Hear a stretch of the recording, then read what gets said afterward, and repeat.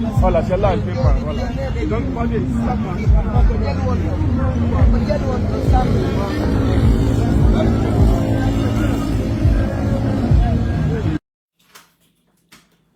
Voilà, assalamu alaikum wa rahmatullahi wa barakatuhu. Musidɓe an haray komin iloba ilo e la diaspora africaine. Voilà, en waɗay ɗo ɗen yewtere seeɗa ko yeye fiiɗi campagne électorale kañum e yewte kadi e français seeɗa. Voilà, pular seeɗa, français seeɗa fino jama on fof famira. Haray miɗo hiwro on fof miɗo lando siɗon e jam min miɗo e jam jammo guinejo wondi on. Donc haray en ala e neɓinde vidéo on saji ɗi no raɓɓiɗi. Donc fuɗɗoto déjà fi ɗi campagne ji avant de yew e actualité on. Campagne ji ɗi en yii no woni yarde non. Donc hakkundeji maɓɓe ton déjà ɓe fuɗɗike wadde hawreji hakkundeji maɓɓe, guerre d'intérêt. Iɗen andi toujours finalité on. Voilà, ko ɓurnoɓe yangade fi mum ɓen ko ɓen wontata ɓaawo, sakkitiɓe arde ɓen wonta yeeso. C'est toujours la même chose, hein? Rien ne change. Si ɓe gayni kadi ko ɓe woni wadde ɗo kon ha ɓe joƴƴinimo ɓe inni joni ko kanko laami par ce que ko ɗum woni ko prépara fi muɗum. Donc kadi o ƴetta kadi walluɓe mo ɓen fof ha o laami o wallina ɓe to o ƴetta kadi woɓɓe goo. C'est toujours comme ça, hein? C'est le même film. Ko foduno on kon o hunnata. Donc o fodi Jamala Guinée on fof o hunnali. Donc iɗen andi en fof c'est impossible wawata wonde. Mais ɗo donc territoire national wonden aviso de jamaji ɗin. Voilà, Mamadi Doumbouya mo sikkude himo ƴoƴi, mo sikkude o hendike Jamala Guinée on fof. Ok, ɗo noon ko onon waɗaɓe chef de quartier, waɗaɓe district, waɗaɓe délégation spéciale, onon remplaçaɓe par des nominations. Donc andi ko votananoɓe jooɗino onon on remplaçama on joƴƴinama ton. Ok, haray ko honɗum min mi wajoto on koyon andu ko huwo ɗo on. C'est déjà parti buy engagé ke déjà waɗugol campagne fi Mamadi Doumbouya. Voilà, haray noon ɗum ɗo hina sengo woto tum, ɗum ɗo hino wadde e nder leydi men ndin fof. Voilà, ayna virus naati lagine fi Mamadi Doumbouya. Haray noon ko honɗum addi waɗugol o vidéo ɗo ko alertugol jamaji ɗin mo beeyo andu wona responsable acte ji mum ɗin. Parce que Mamadi laymadi, c'est-à-dire ko par jour o wona wadde o ala droit présentagol, o ala droit présentagol e charte ji ɗi o winduno ɗin autorisamo présentagol. Constitution mo waɗi ɗo on kadi o violimo. Ça veut dire que kende ɗen ɗiɗi noon kala ko naɓir ɗon o ala droit. Kende ɗen ɗiɗi noon o ala droit. Parce que ko kanko waɗi o constitution ɗo, hein? C'est taillé à sa guise, hein? Donc mais hino windi ko civil jo wonata candidat civil, il faut être civil.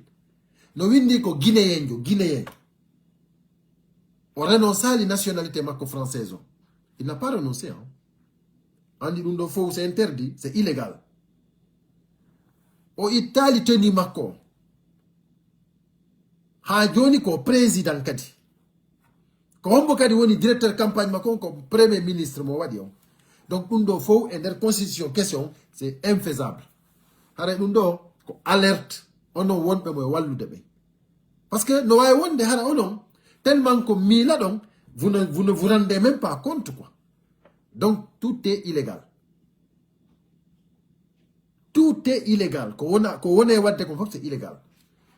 Donc ɗum ɗo noon ko il faut andon ɗum ɗon. Andon noon haray mo be ko ha honto engage to voilà si iwi ɗon haray kala ko jeyraɗa e nder leydi ndi sa engage to engage hoorema e yimɓe tawtuɓe ma o mais wata engage nokkure ma nden fof wano ni joni min ko momi timmi Madina onon faalaɓe wadde campagne Mamadi Doumbouya timmi Madina hinayon immo innon ko timmi Madina fof non ɗum ɗon non ɗum ɗon min jaɓanta on ɗum ɗon nokkeli ɗin fof kadi e nder territoire national on hay goto jaɓata imme inne tum sifanno oyatuma ɓeya wiruno non ɓe inni wondema labe fof wo labe fof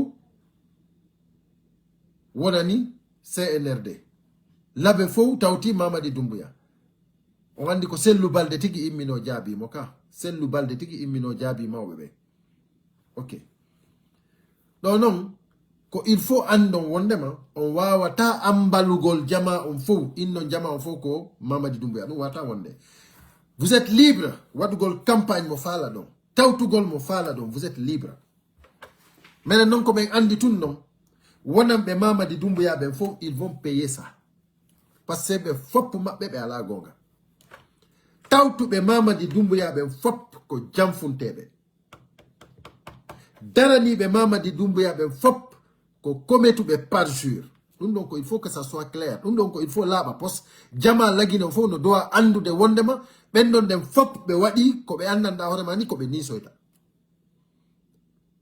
kala innuɗo daranto Mamadi Doumbouya ɗum ɗon ko yon andu on yiɗa Mamadi Doumbouya dey ko haaju mon jokkuɗon on haaju mon ɗon noon waɗemo e inde mo mais waton waɗumo e inde hoɗo mon gon fof c'est pas normal ça ne passera pas hein ça ne passera pas ko ɗon noon mene men habbi on ko ɗon men habbi on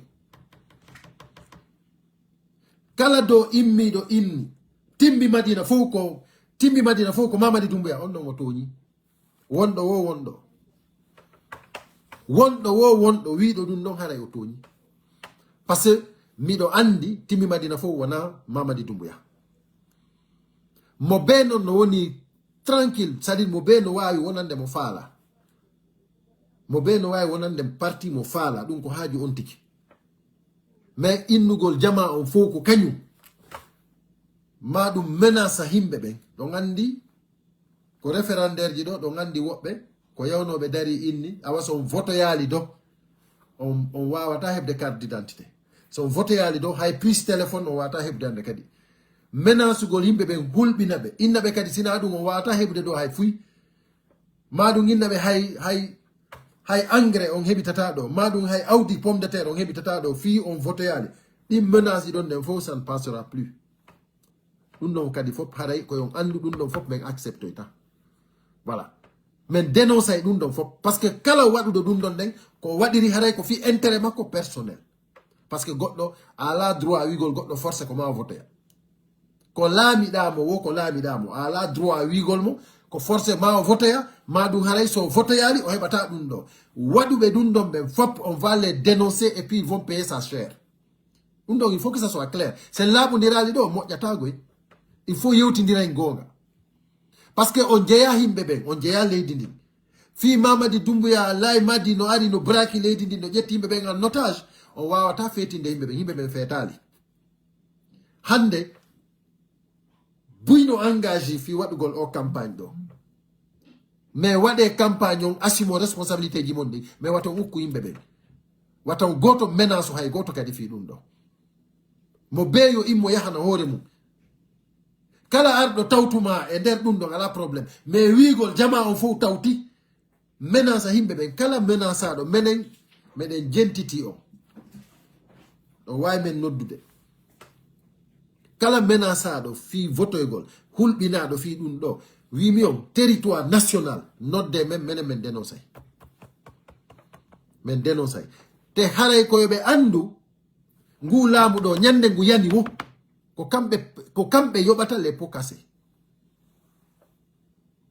ko kamɓe yoɓata ñande laamu ngu yani wo ko kamɓe yoɓata ɗum ɗon koye woni ko laaɓi pos par ce que on wawata jiiɓude jama on ha gasa laamu ngu lanna kadi innon kadi wondema vous n'allez pas payer vous allez le payer très cher ça il faut que ça soit clair kala mo hulɓin ɗon ɗo kala mo menace ɗon ɗo pour droit ji mum ɗin innuɗon mo waɗayno hulɓin ɗon mo haray ko yon andu menen si men humpitike ɗum ɗon onon waɗuɓe ɗum ɓen vous allez payer ta très cher parce que on jeeya hay goto merci Leluma pour les cœurs on jeeya hay goto wimi ok donc haray noon à partir de ɗo sorti mom mo yaltuɗon wo waɗuɗon ko hana mais yaltay mais waɗa menen kadi ko men doit wadde ko dénoncer et puis c'est-à-dire kala information ji kadi ɗimen hendi ton ko tawatani ɗum ɗo ɗen vraiment c'est pas normal no wodi fewdoɗen ni information ji buyɗi mi jogui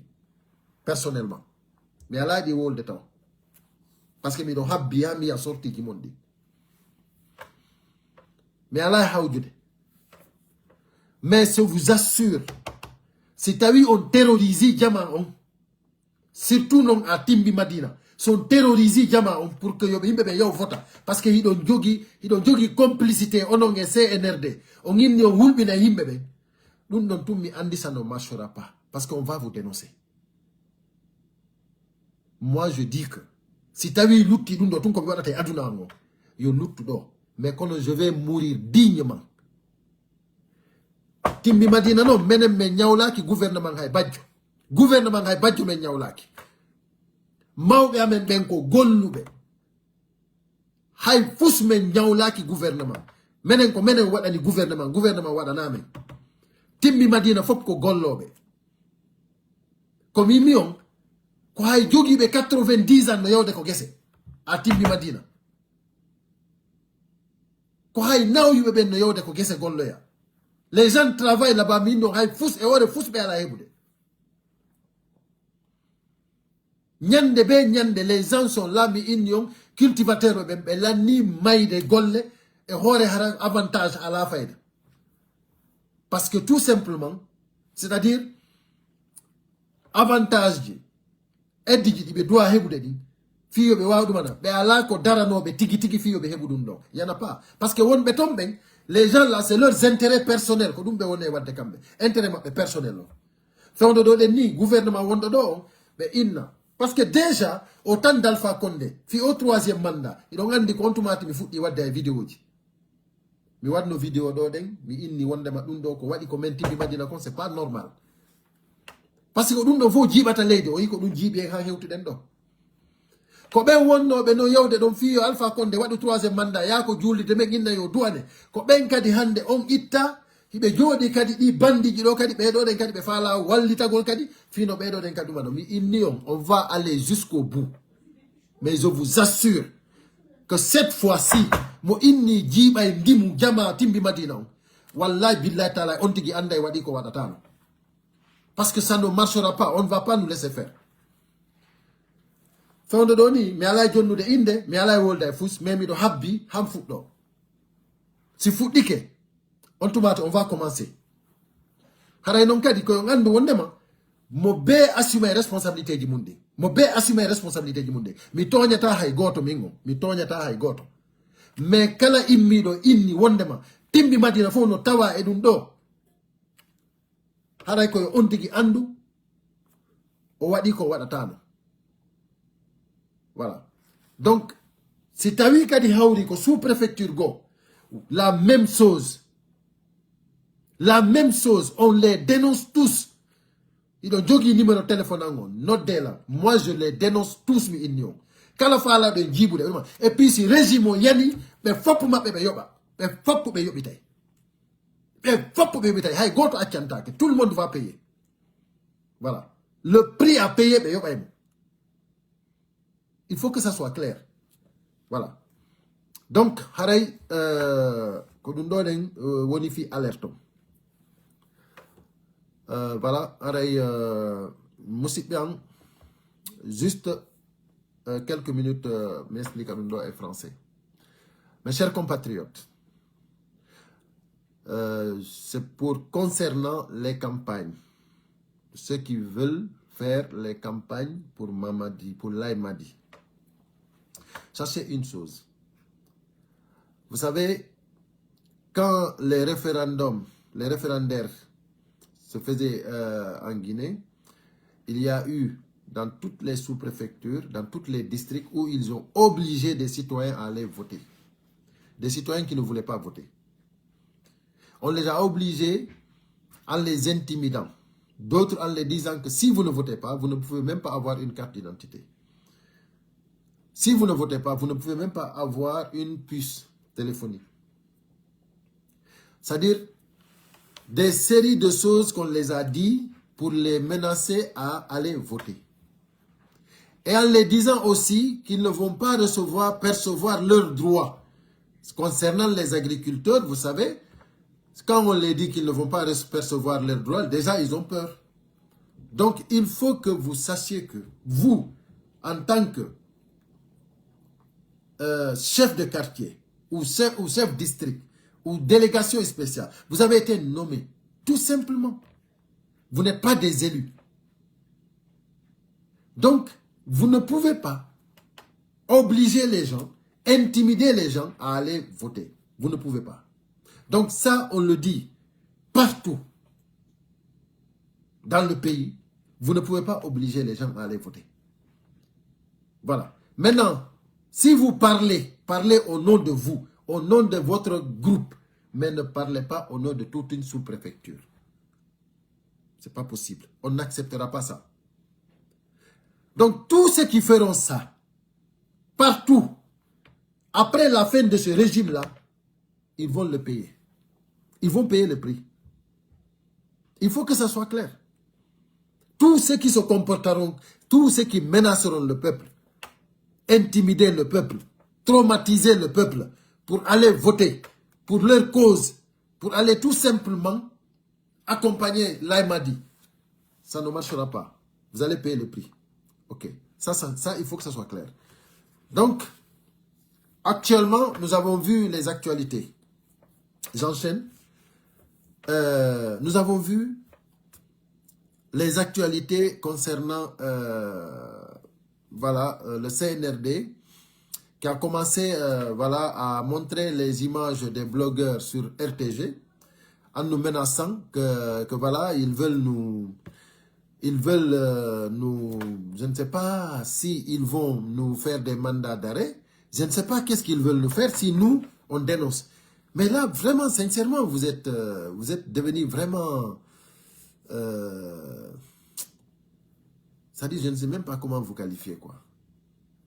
Mais comment vous pouvez penser que nous, on va rester les bras croisés du moment que vous êtes en train de kidnapper le peuple?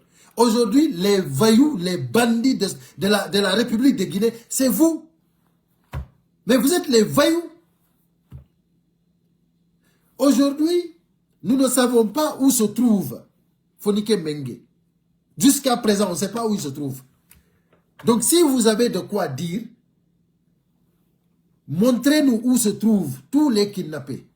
Aliouba, il est en prison, innocent, libérez-le. Fonike Mengue, libérez-le. Biloba, libérez-le. Habib Marwan, libérez-le. Nimaga, libérez-le. Mabori, libérez-le. Hey. Tous ceux qui sont kidnappés, c'est une liste qui est très longue. Il faut avoir la liste devant toi pour le savoir. Et les enfants d'Eli Kamano, même les mineurs, le papa de Babila, le journaliste. Et vous n'avez rien à dire si ce n'est pas venir nous menacer à la RTG que vous allez nous faire, vous allez nous envoyer des mandats d'arrêt. Vous allez nous faire des... Mais vous pensez que vous êtes une république? Vous pensez que vous êtes un État? Vous êtes des voyous. Mais qui vous considère? Aujourd'hui, vous êtes en train d'être utilisé. Mamadi, il a quelle formation? Il a quelle formation? Vous pensez que nous, on va vous suivre parce que tout simplement, il y a des gens qui utilisent Mamadi pour vraiment saisir nos richesses et faire de la Guinée ce qu'ils veulent? Ça ne marchera pas. Hey, vous savez, ce pays-là, la Guinée, je vous assure, je ne vous mens pas, hein.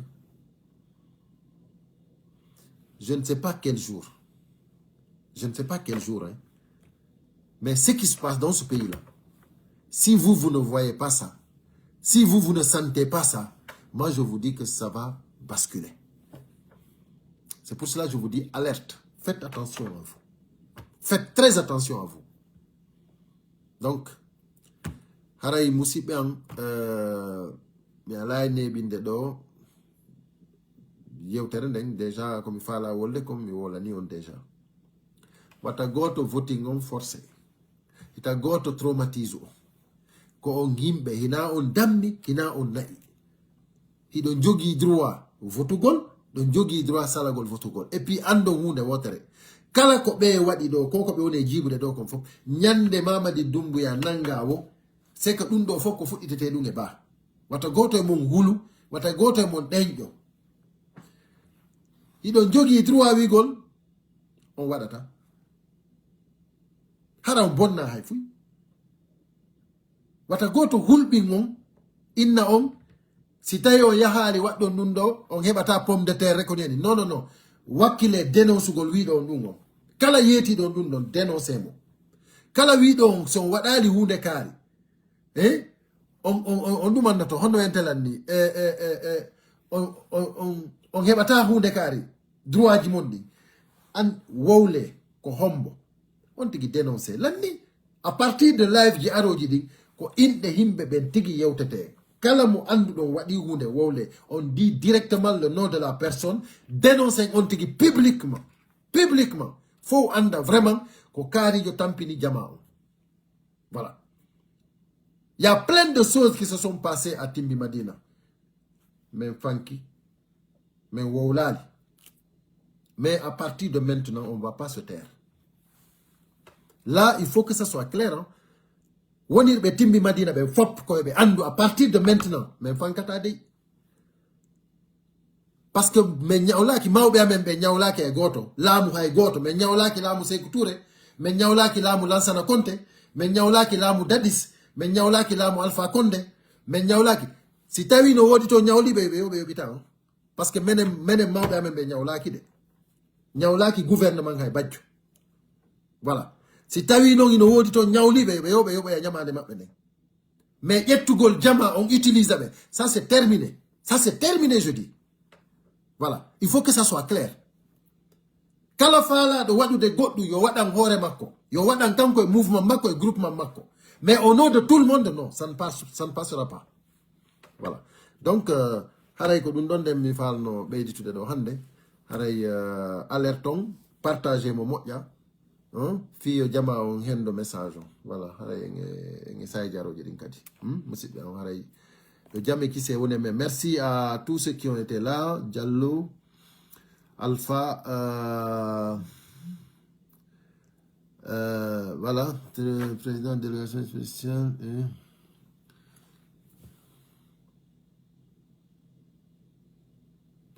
Ouais, c'est comme ça, hein, mais bon, qu'est-ce qu'on peut? Bon, voilà, on va essayer de faire ce qu'on peut.